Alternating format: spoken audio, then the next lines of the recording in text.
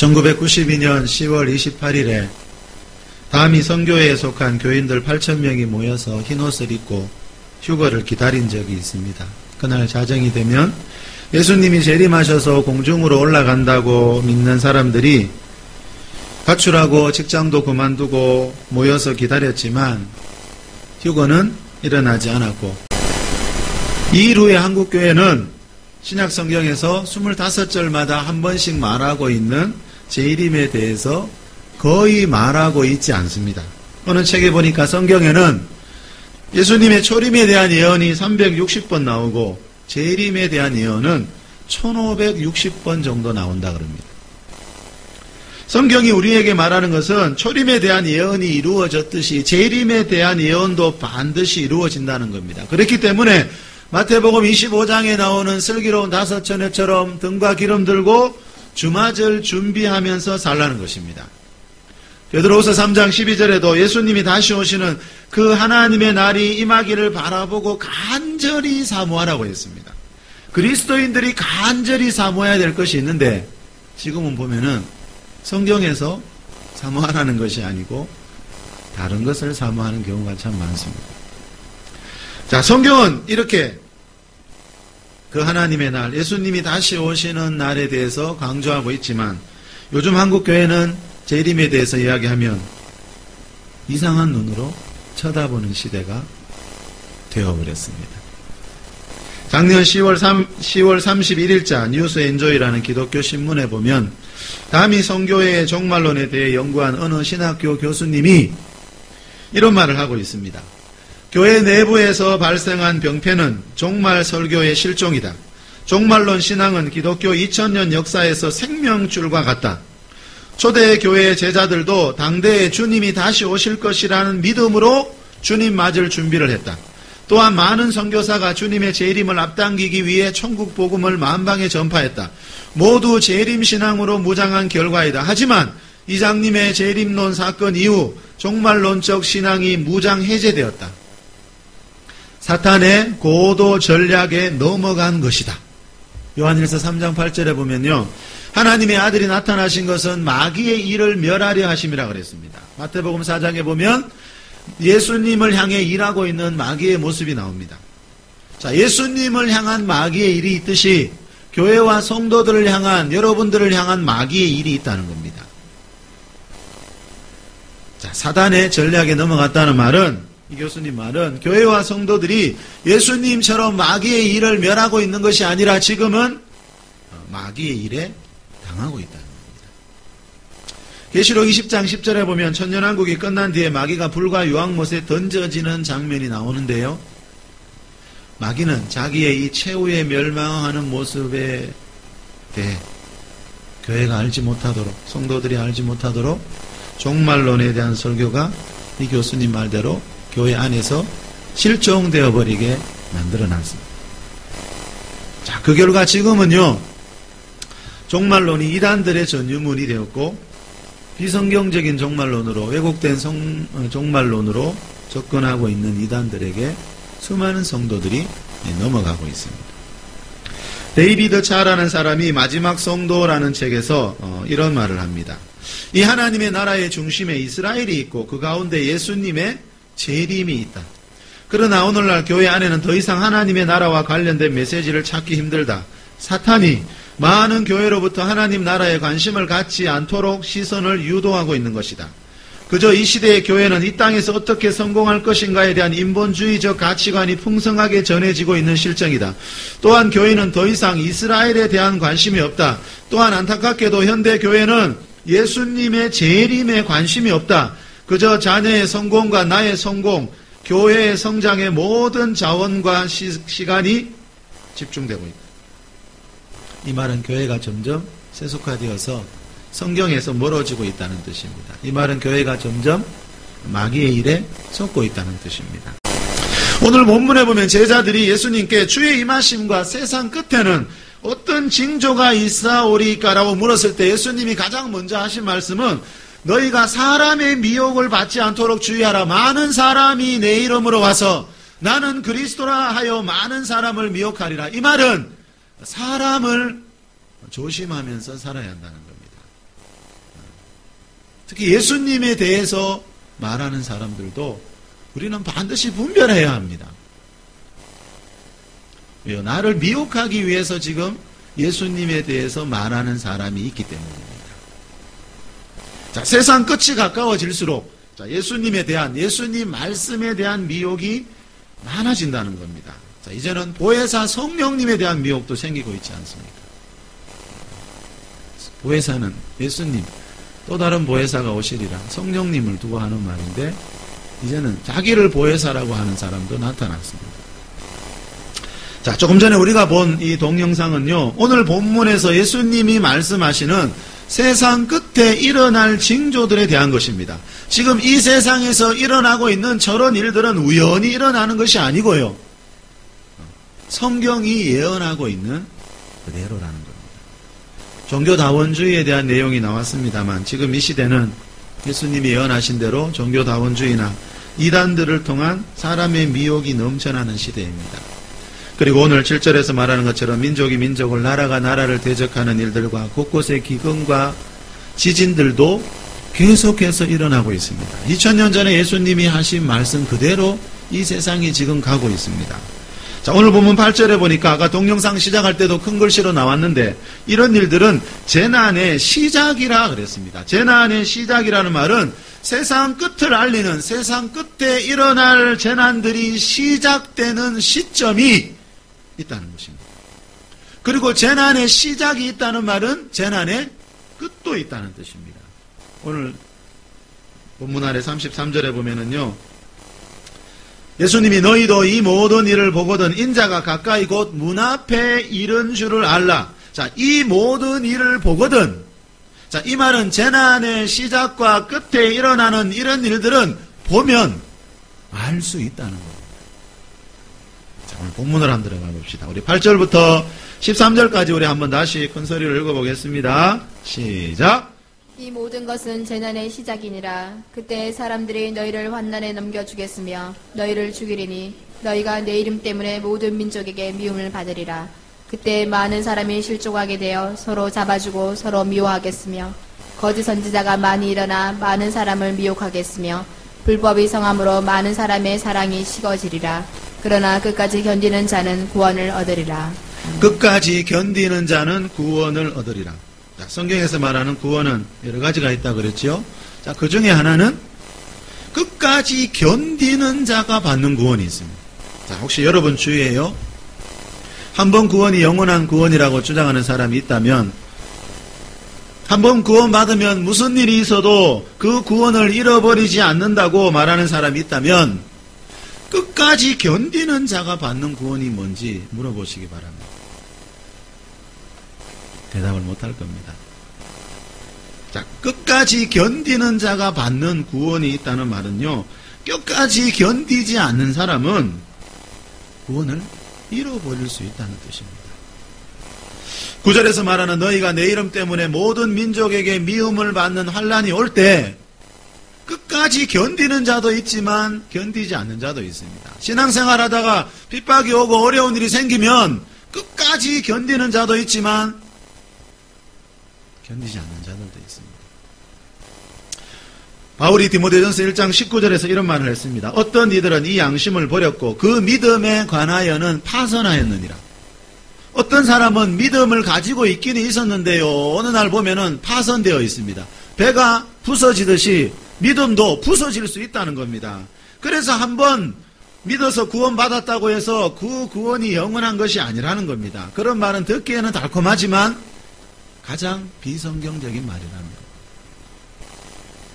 바울이 데살로니가후서 2장 3절에서는 이렇게 말했습니다. 형제들아, 우리가 너희를 위하여 항상 하나님께 감사할지니 너희의 믿음이 더욱 자라고. 자, 어떤 사람은 가지고 있던 믿음이 어느 날 파선해서 사라져버린 사람도 있지만요, 데살로니가 교회 성도들은 날이 갈수록 믿음이 더욱 자라고 있었습니다. 저와 여러분의 믿음도 예배 시간마다 더욱 자랄 수 있기를 축복합니다. 그리고 누군가의 믿음이 자라는 것이 보일 때, 내 믿음이 자랐거나 내 가족들의 믿음이 자란 것 같거나 내 교회 성도들의 믿음이 자란 것 같거나 이럴 때 바울처럼 하나님께 감사할 수 있는 우리 모두가 될 수 있길 바랍니다. 자, 지난주에 적그리스도와 재림이라는 제목으로 말씀을 전할 때 살펴봤습니다만 오늘 설교 제목인 휴거와 관계된 중요한 말씀이라서 우리 데살로니가 후서 2장 1절에서 4절 말씀 우리 다시 한번 읽어보겠습니다. 시작. 형제들아, 우리가 너에게 구하는 것은 우리 주 예수 그리스도의 강림하심과 우리가 그 앞에 모임에 관하여 영으로나 또는 말로나 또는 우리에게서 받았다 하는 편지로나 주의 날이 이르렀다 해서 쉽게 마음이 흔들리거나 두려워하거나 하지 말아야 한다는 것이라. 누가 어떻게 하여도 너희가 미혹되지 말라. 먼저 배교하는 일이 있고 저 불법의 사람 곧 멸망의 아들이 나타나기 전에는 그날이 이르지 아니하리니 그는 대적하는 자라. 신이라고 불리는 모든 것과 숭배함을 받는 것에 대항하여 그 위에 자기를 높이고 하나님의 성전에 앉아 자기를 하나님이라고 내세우느니라. 아멘. 3절 한 번 더 읽습니다. 시작. 누가 어떻게 하여도 너희가 미혹되지 말라. 먼저 배교하는 일이 있고 저 불법의 사람 곧 멸망의 아들이 나타나기 전에는 그날이 이르지 아니하리니. 자, 그날이 언제입니까? 1절 보십시오. 1절에서 말하는 우리 주 예수 그리스도가 강림하시는 날을 말하지요. 자, 그런데 이보다 더 중요한 것은 우리 주 예수 그리스도의 강림하심과 한 가지가 더 있습니다. 우리가 그 앞에 모임에 관하여. 자, 이 말은 예수님이 강림하실 때 베드로후서 3장에 나오듯이 이 세상은 불타서 사라지지만 예수님이 강림하실 때 불타서 죽지 않고 멸망하지 않고 예수님 앞에 따로 모이는 모임이 있습니다. 사도 바울이 지금 그 모임을 성도들에게 가르치고 있습니다.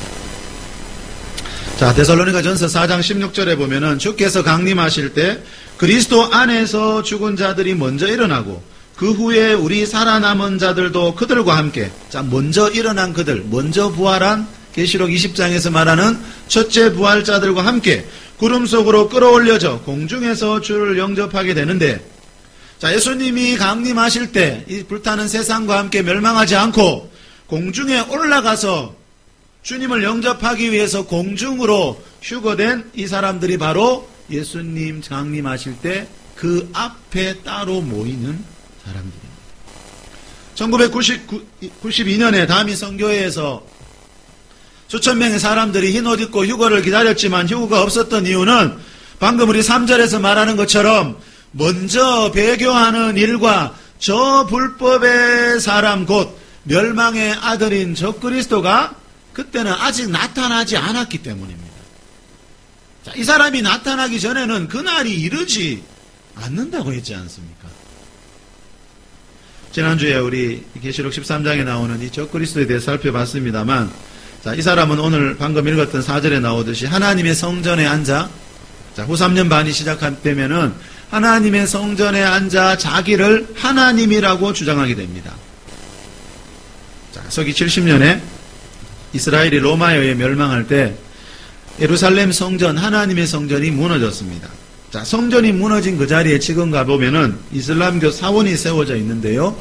이 적그리스도가 하나님의 성전에 앉아 자기를 하나님이라고 내세우게 된다는 말은 언젠가 그 무너진 성전이 다시 세워지게 된다는 뜻입니다. 자, 이스라엘의 새 성전이 세워지고, 자, 이스라엘은 굉장히 중요한 재림의 징조 중에 하나입니다. 그래서 아까 이 책에 나온 것처럼 우리 이스라엘에 주목해야 합니다.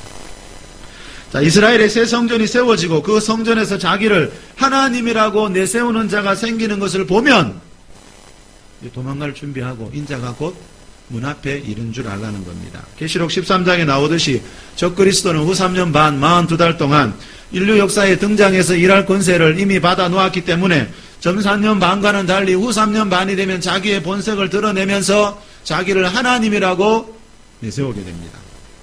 자, 이때가 되면 이 동영상에도 나왔듯이 계시록 13장에서 말하는 것처럼 온 세상은 매매하는 수단인 짐승의 표 666을 중심으로 움직이기 때문에 이 적그리스도는 이 표를 받지 않는 자들은 몇이든지 다 죽이게 됩니다.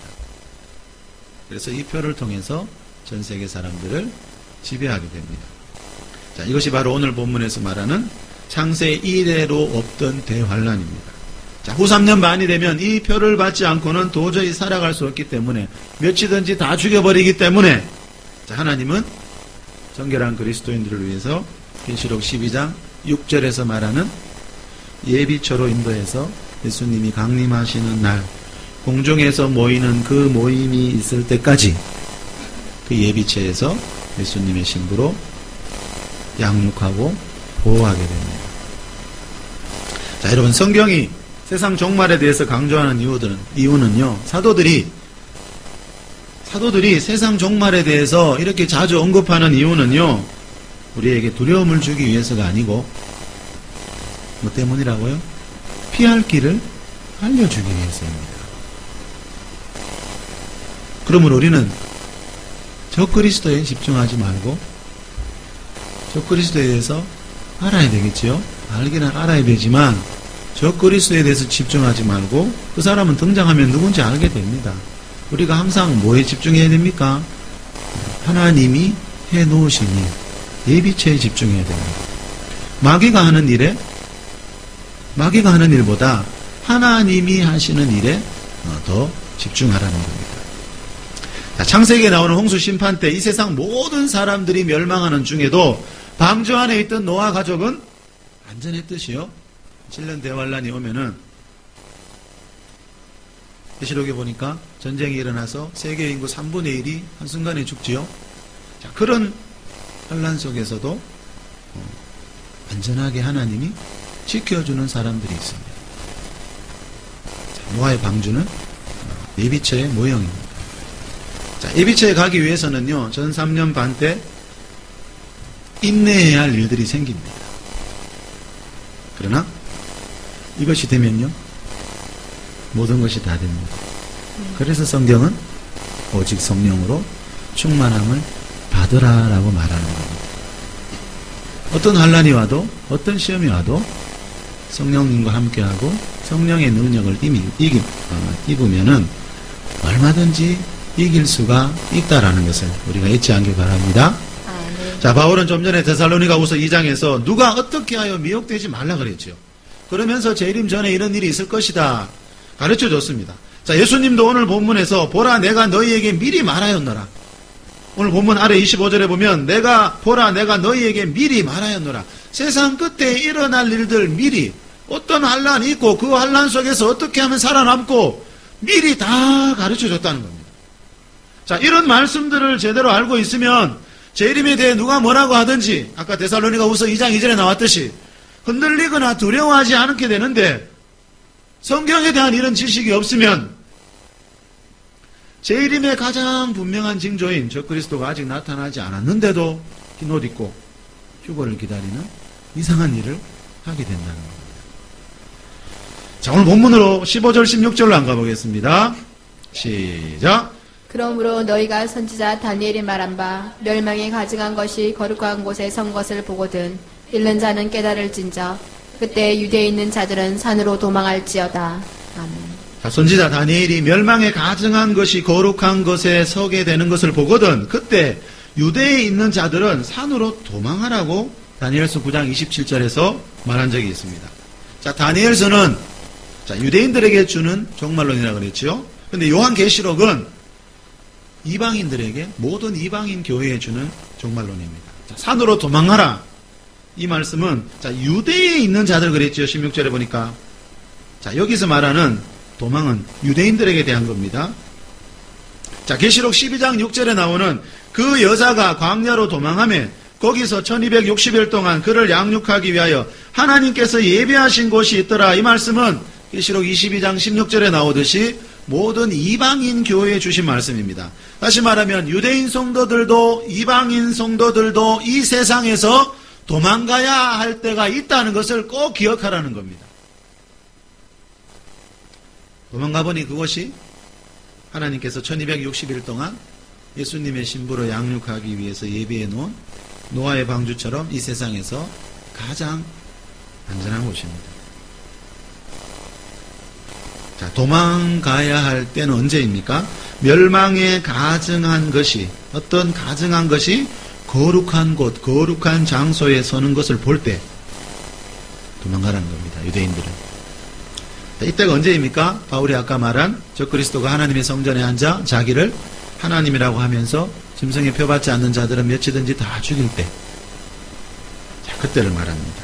자, 그때 일어날 일들에 대해서 계시록 13장에서 이렇게 말합니다. 우리 다 같이 읽어봅시다. 시작. 그가 권세를 받아 그 짐승의 우상에게 생기를 주어 그 짐승의 우상에게 말하게 하고 또 짐승의 우상에게 경배하지 아니하는 자는 몇이든지 다 죽이게 하더라. 그가 모든 자, 곧 작은 자나 큰 자나 부자나 가난한 자나 자유인이나 종들에게 그 오른손이나 이마에 표를 받게 하고 누구든지 이 표를 가진 자 외에는 매매를 못하게 하니 이 표는 곧 짐승의 이름이나 그 이름의 수라. 지혜가 여기 있으니 총명한 자는 그 짐승의 수를 세어보라. 그것은 사람의 수니 그의 수는 666이니라. 아멘. 자, 좀 전에 우리 동영상에서 봤습니다. 세계 곳곳에서 지금 사람들이 몸 안에 다양한 용도로 사용할 수 있는 칩을 넣고 있습니다. 우리 흔히 베이리 칩이라고 부르는데요. 자, 이 칩이 방금 읽었던 18절에서 말하는 짐승의 표 666이다 아니다 수많은 말들이 있습니다만, 물론 정확한 것은 조금 더 가봐야 알 수 있습니다만 일단은 맞다고 여기는 것이 더 바람직합니다. 왜냐하면 동영상에서 봤듯이 이미 많은 사람들이 이 성경 말씀 그대로 오른손에 넣어서 매매하는 수단으로 사용하고 있기 때문입니다. 자, 예수님은 어떤 일이 일어나는 것을 보거든 알 수 있다 그랬습니다. 자, 많은 사람들이 예수님 구원은 예수님 믿어서 받기 때문에, 자, 믿는 사람들이 만약에 이 짐승의 표를 받으면 지옥 가는 것이 아니라고 말하는 사람들이 많지만요, 이거는 굉장히 위험한 말입니다. 왜냐하면 계시록에서 말하는 믿음은요, 계시록에서 말하는 믿음이란 입으로 주여 주여 하는 것이 아니고요, 이 표를 받지 않는 겁니다. 자, 14장에 가면은 알 수 있습니다. 자, 9절부터 12절입니다. 우리 큰소리를 읽읍시다. 시작. 또 다른 천사 곧 셋째가 그 뒤를 따라 큰 음성으로 이르되 만일 누구든지 짐승과 그의 우상에게 경배하고 이마에나 손에 표를 받으면 그도 하나님의 진노의 포도주를 마시리니 그 진노의 잔에 섞인 것이 없이 부은 포도주라. 거룩한 천사들 앞과 어린 양 앞에서 불과 유황으로 고난을 받으리니 그 고난의 연기가 세세토록 올라가리로다. 짐승과 그의 우상에게 경배하고 그의 이름표를 받은 자는 누구든지 밤낮 쉼을 얻지 못하리라 하더라. 성도들의 인내가 여기 있나니 그들은 하나님의 계명과 예수에 대한 믿음을 지키는 자니라. 성도들의 인내가 여기 있나니, 자, 성도들의 인내가 어디 있다는 겁니까? 바로 앞에서 두 번이나 말하고 있는 짐승과 그 우상에게 경배하고 이마에나 손에 받는 표 666. 자, 성도들의 인내가 여기에 있다는 겁니다. 자, 누구든지 그랬습니다. 9절 보여주실래요? 누구든지 이 표를 받으면 그의 우상에게 경배하고 짐승과 그의 우상에게 경배하고 이마에나 손에 이 표를 받으면 누구든지 불과 유황못에 던져져서 밤낮 쉼을 얻지 못하게 됩니다. 자, 누구든지라는 말은 예수님을 믿는 사람이든지 안 믿는 사람이든지 이 뜻입니다. 자, 계시록에서 말하는 믿음이란 예수님 보고 주여 주여 하는 것이 아니고요. 자, 이 짐승의 표 666을 받지 않는 겁니다. 환난이 오더라도, 고통이 오더라도. 그래서 성도들의 인내가 여기 있나니 이렇게 말하는 것입니다. 자, 성도들의 인내가 여기 있나니 그들은 하나님의 계명과 예수에 대한 믿음을 지킨 자들이라. 그들이 누굽니까? 인내하면서 이 짐승의 표를 받지 않고 절하지 않는 자들. 자, 그들은 짐승의 표를 이기고 7년 대환란 끝에 휴거될 그들은 이 말입니다. 하나님의 계명과 예수에 대한 믿음을 지키는 자입니다. 계명 지켜야 합니다, 여러분. 하나님의 계명은 지켜도 되고 안 지켜도 되고 그런 거 아닙니다. 제 컴퓨터에 즐겨찾기에 보면은요, 제가 그동안 종말론 공부하면서 알게 된 우리나라 기독교 인터넷 카페가 10개 정도 저장되어 있더라고요. 그래서 제가 어제 설교 준비하면서 조사해 보니까 두 곳을 빼고는 다 환란 전 휴거를 믿습니다. 이 말은 한국 교회 안에는 환란 전 휴거를 주장하는 사람들이 훨씬 더 많다는 겁니다. 환란전 휴거라는 말은 예수 믿는 사람들은, 성도들은 7년 대환란 통과하지 않고 환란이 오기 직전에 공중으로 올라간다는 겁니다. 저도 개인적으로는 이 말이 맞았으면 좋겠지만 성도들에게 짐승의 표에 대한 인내가 필요하다는 이 말씀만 봐도 환란전 휴거는 성경하고 맞지 않습니다. 성도들도 환란을 통과해야 합니다. 그래서 예수님은 끝까지 견디는 자가 받는 구원이 있다라고 말씀하는 겁니다. 성도들도 환란을 통과하기 때문에 하나님이 예비처를 준비해 놓으신 겁니다.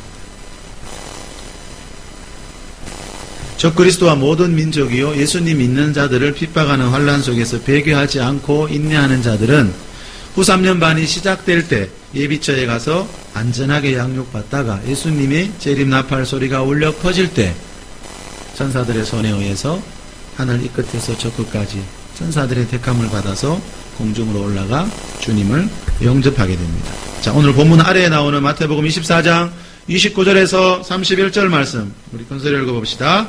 시작. 그날 환난 후에 즉시 해가 어두워지며 달이 빛을 내지 아니하며 별들이 하늘에서 떨어지며 하늘의 권능들이 흔들리리라.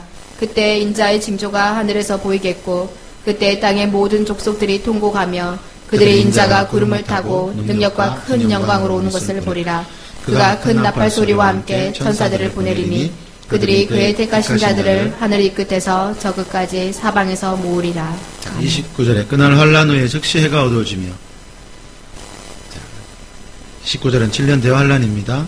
30절에 그때 인자의 징조가 하늘에서 보이고 구름을 타고 영광과 능력으로 오는 것을 보리라. 자, 30절은 재림입니다. 31절은 뭡니까? 재림 때 있게 될 휴거입니다.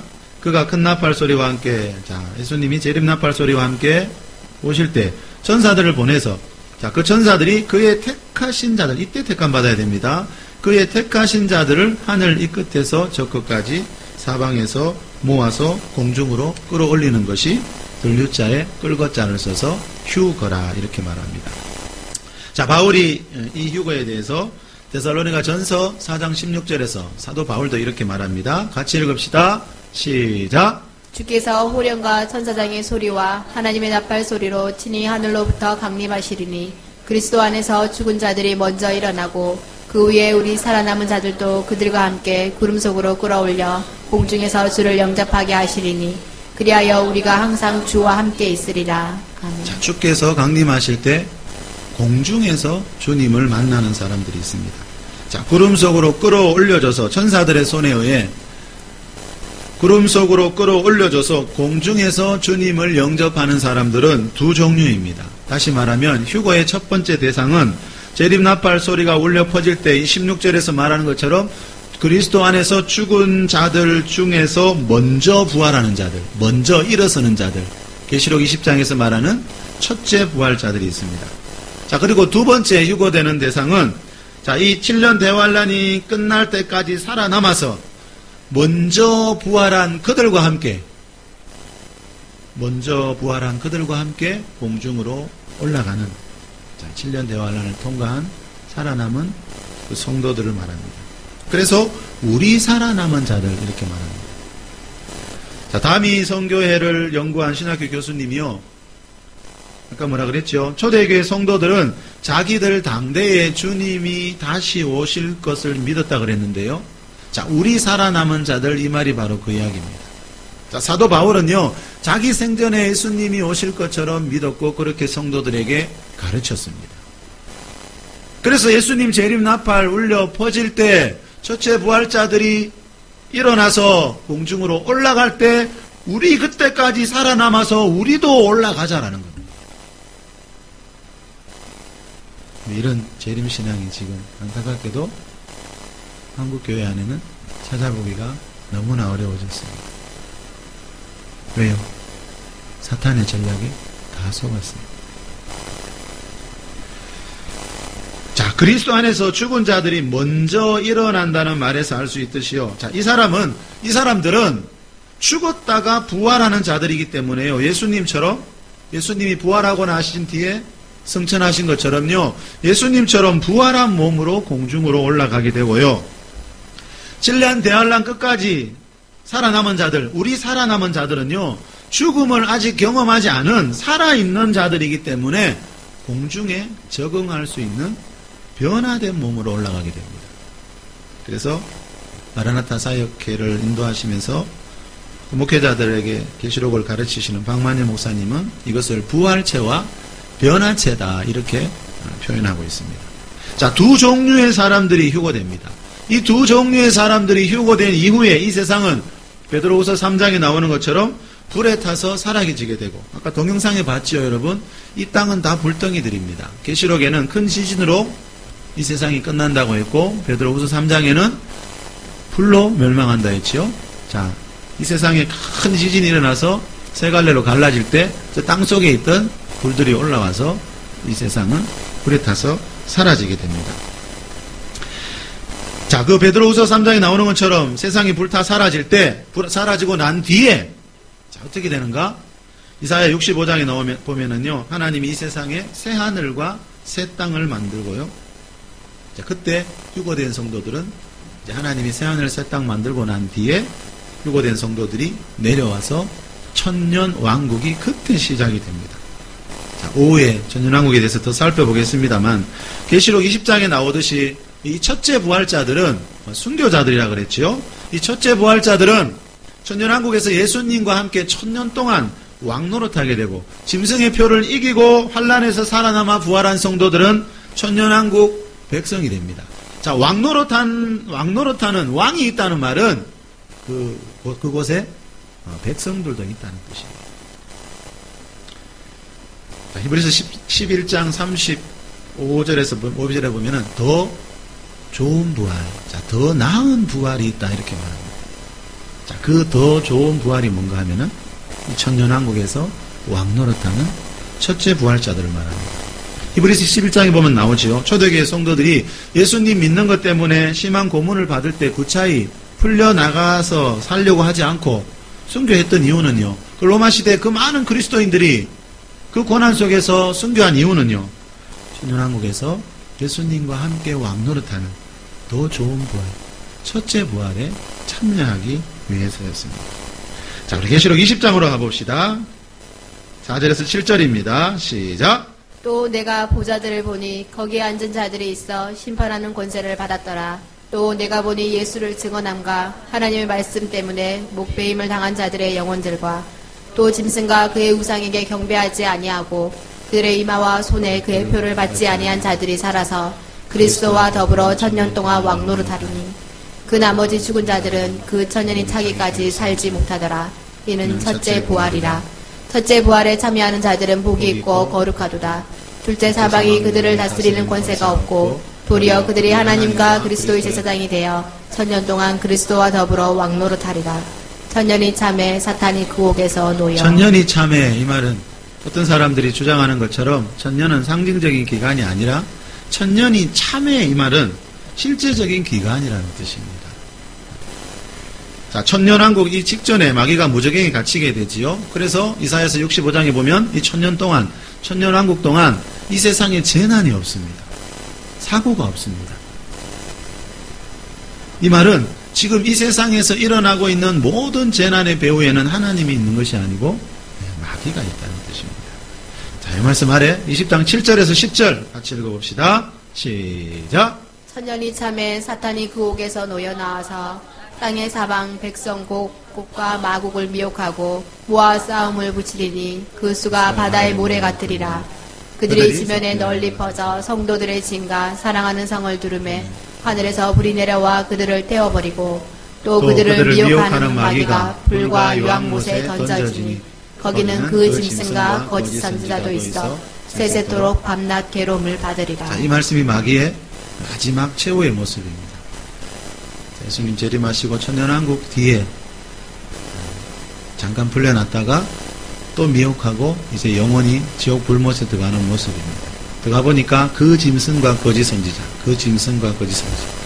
우리 지난주에 살펴봤던 계시록 13장에 나오는 두 짐승이 미리 들어와 있었지요. 이 두 짐승은, 이 두 사람은 언제예요? 예수님 재림하실 때 천년왕국 전에 미리 들어와 있었죠. 산채로 잡혀서 던져버렸죠.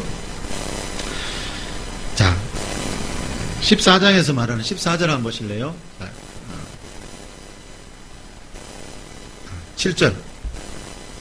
천년이 잠에 사탄이 그 옥에서 놓여. 자, 천년왕국이 끝나면서 무적행에 갇혀있던 사탄을 잠시 하나님이 풀어주십니다. 그런데 훈련하고 난 뒤에 마귀가 또 뭐합니까? 뒤에 보니까 천년왕국 백성들을 미혹하고 있습니다. 자, 마귀는 에덴 동산에서부터 지옥에 들어가기 직전까지 항상 하는 일이 뭔가 하면 사람을 미혹하는 겁니다. 자, 이사야 65장에 보면은요, 천년왕국 백성들이 자녀를 낳고 있습니다. 근데 안타까운 거는, 여러분, 첫째 부활자들은 부활한 몸으로 올라갔다 내려오기 때문에 부활하고 난 뒤에는 시집가고 장가가는 일이 없다 그랬지요. 그런데 이 휴거된 성도들은 부활체가 아니고 몸이 변화돼서 올라갔다가 내려왔습니다. 그래서 이사야 65장에 보면은 지금처럼 시집가고 장가가고 아이도 자녀도 낳습니다. 자녀를 생산한다는 말이 나옵니다. 자, 그런데 안타까운 것은 그 믿는 가정에서 태어난 자녀들 중에 나중에 또다시 마귀의 미혹에 넘어가는 자들이 아까 뭐라 그랬죠? 바다의 모래와 같이 많다. 천국 직전에 천국을 눈앞에 두고 지옥 가는 사람들. 자, 이 마귀의 미혹에 넘어간 아까 그 사람들, 하늘에서 내려온 불에 타서 죽은 뒤에 지옥으로 갑니다. 자, 이 말은 천국에 들어가는 사람들의 공통점은요, 천국에 들어가기 위해서는 반드시 마귀의 미혹을 이겨야 합니다. 그래서 천년왕국 뒤에 하나님이 잠깐 이 마귀를 풀어서 마귀를 알지 못하는 천년왕국에 태어난 그 자녀들을 시험합니다. 자, 계시록 20장 11절에서 15절입니다. 시작. 또 내가 크고 흰 보좌와 그 위에 앉으신 이를 보니 땅과 하늘이 그 앞에서 피하여 간데 없더라. 또 내가 보니 죽은 자들이 큰 자나 작은 자나 그 보좌 앞에 서 있는데 책들이 펴있고 또 다른 책이 퍼졌으니 곧 생명책이라. 죽은 자들이 자기 행위를 따라 책들에 기록된 대로 심판을 받으니 바다가 그 가운데서 죽은 자들을 내주고 또 사망과 음부도 그 가운데에서 죽은 자들을 내주매 각 사람이 자기 행위대로 심판을 받고 사망과 음부도 불못에 던져지니 이것은 둘째 사망 곧 불못이라. 누구든지 생명책에 기록되지 못한 자는 불못에 던져지더라. 아멘. 14절에서 말하는 둘째 사망 곧 불못이 우리가 흔히 말하는 지옥입니다. 자, 사망과 음부도 불못에 던져진다고 했는데 음부가 어디입니까? 누가복음 16장 한 부자와 거지 나사로 그 말씀에 나오지요. 그 부자는 죽어서 음부에 갔지요. 그 음부가 어떤 곳이었습니까? 물 한 방울이 없어서 고통스러워하던 곳입니다. 자, 음부는 육체가 흙으로 들어간 뒤에 영혼만 들어가는 곳입니다. 자, 음부가 불못에 던져진다는 말은, 자, 음부에는 지금 그 부자처럼 고통스럽게 고통당하고 있는 영혼들이 있지요. 그 음부에 있는 영혼들이 이 방금 읽은 백보자 심판대, 흰보자 심판대에 모든 육체가 부활한다 그랬지요. 그 음부에 있는 영혼들이 이 백보자 심판대에 천년왕국 끝나고 첫째 부활 말고 이 백보자 심판대에 있는 그 뒤에 있는 이 부활대에 모든 육체들이 부활해서요, 그 음부에 있던 영혼과 부활한 육체가 하나 되어서 부활체가 되어서 들어가는 것이 어디라고요? 이 불못 지옥입니다. 자, 거지 나사로처럼 아브라함의 품 낙원에 있던 영혼들은요, 이때 부활해서 부활체를 입어서 이 말씀 뒤에 나오는 계시록 21장 22장에 나오는 성경의 결론인 거룩한 성 새 예루살렘 천국에 들어가서 영생을 누리게 됩니다. 자, 다시 말하면요, 자, 예수님이 재림하기 전에 죽은 자들은, 자, 몸은 흙으로 돌아가고 영혼은 낙원과 음부로 가지요. 그래서 예수님의 재림을 기다리게 됩니다.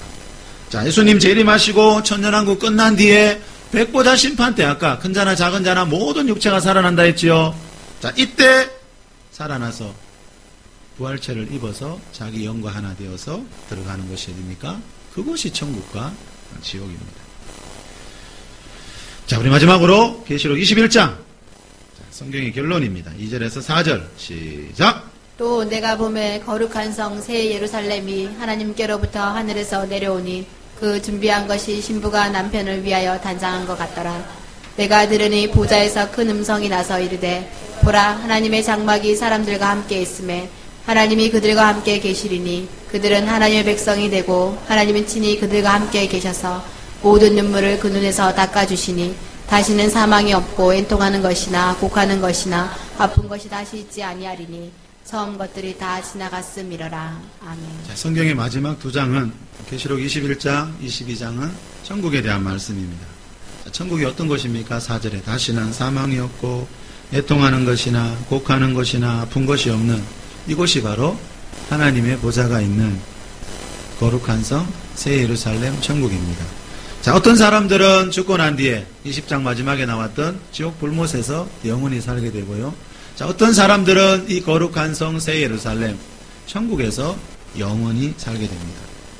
요한복음 5장 28절에 무덤 속에 있는 자가 다 그의 음성을 들을 때가 오나니 선한 일을 행한 자는 생명의 부활로 악한 일을 행한 자는 심판의 부활로 나오리라 그랬습니다.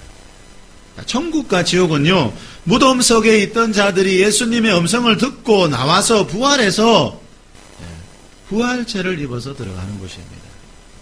지금은 죽으면 누가복음 16장에 나오는 거지 나사로와 그 부자가 들어가 있는 아브라함의 푼 낙원과 음부로 들어가게 됩니다. 자, 중요한 것은요, 선한 일을 행한 자는 생명의 부활로 나오게 되고요, 악한 일을 행한 자는 심판의 부활로 나오게 됩니다. 자, 성경이 말하는 믿음은요, 뭐라는 겁니까? 우리가 생각하는 것처럼 예수님 입으로만 주여 주여 하는 그 믿음이 아니고요, 야고보서 2장 22절에서 말하는 행함이 있는 믿음, 행함이 있는 온전한 믿음을 말합니다. 그래서 여기서 행한 자가 행한 자를 강조합니다. 예수님의 재림장인 19장에 보면, 계시록 19장에 보면 예수님이 오실 때 혼인잔치에 들어가는 자들 빛나고 깨끗한 세마포 옷을 입어야 들어간다 그랬죠. 그런데 이 세마포 옷은 뭐라 그랬습니까? 성도들의 옳은 행실이로다 그랬습니다. 여러분, 빛나고 깨끗한 세마포 옷을 입고 예수님과 함께 어린 양의 혼인잔치에 들어가기 위해서는 입으로 주여 주여 하는 그것이 전부가 아니고요, 성도다운 옳은 행실이 있어야 한다는 겁니다.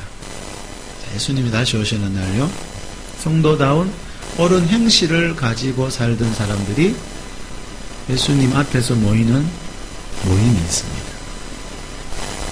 행함이 있는 온전한 믿음 가지고 살다가 영광스러운 자리에서 꼭 다시 만날 수 있는 우리 모두가 될 수 있기를 축복합니다.